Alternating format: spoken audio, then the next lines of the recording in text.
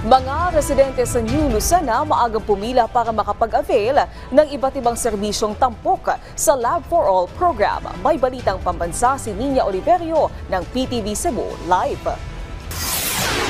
Yes, nandito tayo ngayon sa New Lucena sa Iloilo kung saan gaganapin ang Lab for All program ngayong araw at maya-maya lang ay pupunta dito si First Lady Luis Araneta Marcos.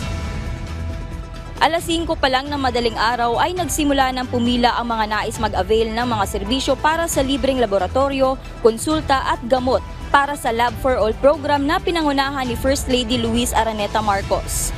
Ito ay inilunsad noong 2023 at layo ng programa na magbigay ng libreng serbisyong medikal sa mga hindi naseserbisyohan at lalo na sa mga malalayong komunidad sa bansa.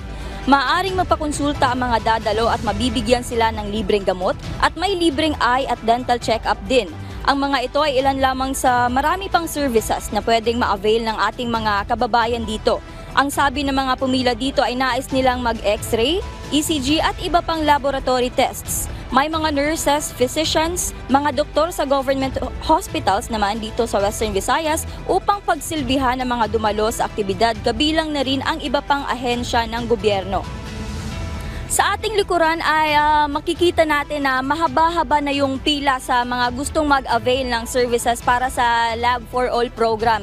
At sabi naman ng pulis na dineploy nila ang higit 200 kapulisan para sa seguridad ng programa o ng mga dadalo sa programang ito. Yan muna ang latest mula dito sa New Lucena. Balik dyan sa inyo sa studio. Maraming salamat Nina Oliverio ng PTV.